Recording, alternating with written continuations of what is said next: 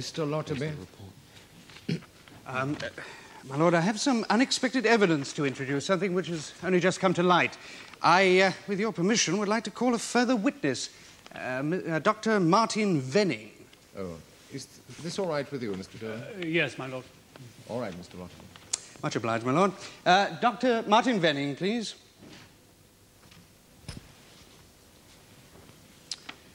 You are Dr. Martin Venning of 49 Halls Avenue, Fulchester, and you are a haematologist at Belsides Hospital. Yes, all that is correct. What is a haematologist, please, Doctor? Well, a haematologist is simply a blood specialist. I deal with cases of blood disorder at Belsides, and I'm also in charge of the transfusion unit. Were you concerned in a heart transplant operation which took place at Belsides on the night of May the 7th last? I was. I'm a member of the transplant team, and on that occasion I had a general aegis over circulatory problems whilst the heart swap was effected. Did you strike any particular problems during the operation? No, not during the operation. Some hours afterwards, however, when the patient was back in intensive care, there began to be signs of internal hemorrhage. Now, of course, that's something you've got to be very particular about following transplant surgery. It's usually a sign of graft failure, what's more commonly called rejection. Mr. Saul, who led the team for the transplant, was called and discovered a perforation. Nothing to do with graft failure, as it happens, which he accordingly remedied. But the patient had suffered grave blood loss by then, and I gave a transfusion with blood from the hospital bank. It was a major transfusion, some 5 pints in all. Was there any further hemorrhaging? No, but by the early hours of the morning, signs of jaundice developed. And within hours, total rejection of the new heart had occurred and the patient was dead. I see. So you're saying then, Doctor, that if jaundice had not occurred, the patient might well have gone on to accept the new heart and survive? For all we know, yes. What was the cause of the jaundice, Doctor? It's a kind of complication you get following a severe hemorrhage, of course. That didn't altogether satisfy us in this case, however. Then we thought by complete chance the patient might have been carrying a virus which became active. That, in fact, seemed the most likely explanation until just a few days ago. And what happened a few days ago, Doctor? Without, I hope, making rash claims, a minor advance in medical science was achieved, which rather alters that judgment. I should mention, first of all, that it's been discovered that certain persons, though not sick themselves, may be hepatitis carriers. Now, this, of course, means they must never become blood donors because they're passing on infected blood. It's been standard procedure to screen blood for this kind of abnormality, but unfortunately, the techniques available until now have only detected some 80% of cases. However, our research people have come up with a much more sensitive technique, which we feel sure can detect all but a random 2% of cases. And what is the significance of this development to our hearing here today, Doctor? Maples was a very unusual blood group, and whereas previous tests had shown that the blood used in the transfusion was clean, when we checked back on that particular stock of blood, our new techniques now showed that it was hepatitis infected. And what is hepatitis? It's a liver disease which causes jaundice. My lord, Dr. Venning's complete report on the matter with the full data. My friend can see it if he so wishes. Thank you, Dr. Venning. No further questions. Well, Dr. Venning, this is remarkable evidence to emerge at so late a stage. Unfortunately, we can't yet organise medical research to fit in with the timetables of the law. You're saying, unless I misunderstood you, that Eric Maple might not have died if he hadn't contracted jaundice, and that he mightn't have contracted jaundice if he hadn't received from you a transfusion of infected blood. That's correct.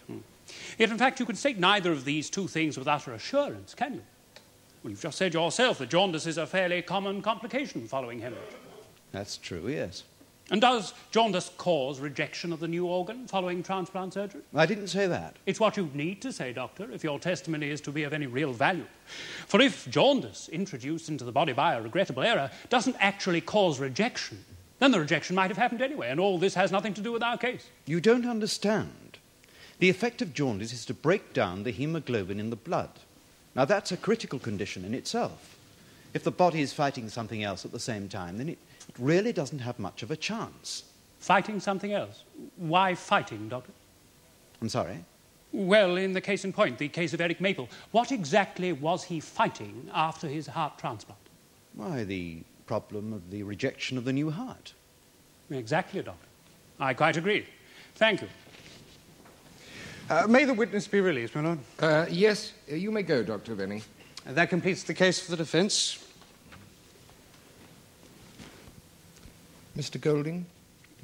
My lord, members of the jury, this seems to me a clear case of manslaughter and criminal assault. Now, you've heard expert evidence to show that the obvious, the only thing to have done was to perform a bypass operation on Mr. Maple. Now, on the charge of manslaughter, the defendant says that the heart was too damaged for a bypass operation to be of any use. But we've only his word for this. The word of a man who has already admitted lying to his colleagues about Sir Austin's whereabouts. And the reason we have only his word for it is that he didn't give his colleagues, and in particular his superior, the opportunity to examine Mr. Maple before the transplant was attempted. Therefore, the bypass operation, which I suggest would have had a very good chance of succeeding, was never allowed to take place. It is plain, therefore, that on the charge of manslaughter, the accused, by choosing the wrong operation, accelerated his patient's death and was therefore grossly negligent in his decision to do this transplant. Now, the defense has belatedly introduced evidence of an infected blood transfusion. Well, regrettable though this was, it has nothing to do with our case here today. Had Mr. Saul not performed this operation in the first place, no transfusion of infected blood would have been necessary, and no jaundice would have taken place. In any case, jaundice does not cause organ rejection. Eric Maple rejected the heart put into his body by a self-motivated surgeon, and that is why he is a dead man today. On the charge of manslaughter, therefore, your verdict must clearly be one of guilty. Now, as regards the second charge of criminal assault, the accused is guilty of assault if he did not first obtain Mr. Maple's consent to that operation. Now, unless you believe, really believe, that the accused's story that Mr. Maple changed his mind and suddenly agreed to a transplant, well, you must find the accused guilty on that charge as well. My lord, members of the jury, on May the 7th, Eric Maple suffered a massive coronary thrombosis, leaving his heart so badly damaged that despite all efforts, it could not be restarted. And the only hope for his life lay in a transplant operation. Now, these were the conclusions of the surgeon on the spot, Stephen Saul. Any other operation, a bypass operation or whatever, was completely out of the question because the heart was useless. And by great good fortune, a heart suddenly became available for transplant. Now, ladies and gentlemen, I want you to try and put yourselves in this surgeon's position if you can. From this moment, speed was of the essence. Remember, a heart should be transplanted as soon as possible after the donor's death. There's no time to seek consent of the next of kin, no time to confer with his medical superior. Oh, yes, I've no doubt that Mr. Saul may have broken some of the usual medical procedures, but out of necessity, for the sake of his patient. And remember, Mr. Saul says that he had obtained the consent of Eric Maple to perform this transplant operation if he felt it necessary to save his life. Now, Sir Austin Semple believes that Mr. Saul made the wrong decision. Well, he himself might have made a wrong decision not to take Mr. Saul's advice and operate earlier on the patient's mitral valve, which arguably might have prevented the coronary attack. And similarly, if after major surgery the patient had not been given a transfusion of hepatitis-infected blood, he might not have contracted jaundice, and thus he might have overcome the inherent rejection problems. All these are possibilities. But the one thing of which we can be certain is that when Stephen Saul made his decision to perform this heart transplant operation, he did so believing it was the one course open to save his patient's life. And you must find him not guilty on both counts. Members of the jury, there are two distinct charges against the accused: manslaughter and criminal assault. Now, in performing a surgical operation, a doctor may only be found guilty of manslaughter if it is shown that he was grossly negligent in deciding on a particular operation or grossly negligent in the way that he operated, and, of course, that he accelerated the death of his patient. Now, there is no allegation that this operation was incompetently performed, only that it was the wrong operation. So the question is, was the proper operation the bypass operation? Would that operation have been more likely to succeed and then prolong Mr. Maple's life? Now, if your answer to these questions is yes, you may well be drawn to the conclusion that the accused was grossly negligent in performing the heart transplant operation, and you will then find him guilty of manslaughter. Now, as to the charge of criminal assault, a doctor who performs a surgical operation without the due consent of patient or next of kin is certainly behaving unlawfully.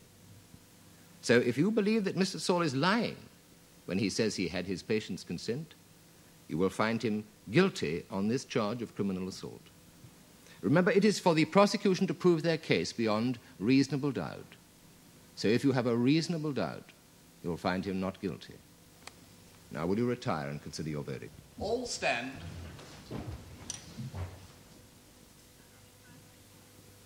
The jury now withdrawing consists of ordinary members of the public. They, like you, have only heard the evidence that you have heard. Now, we await their verdict. The accused will remain standing. Members of the jury, will your foreman please stand?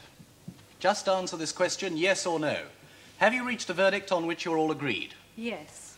On the first count of manslaughter, do you find the accused, Stephen Saul, guilty or not guilty? Not guilty. On the second count of assault, do you find the accused, Stephen Saul, guilty or not guilty? Not guilty. Stephen Saul, you have been found not guilty on both charges, and you are free to leave this court. All stand.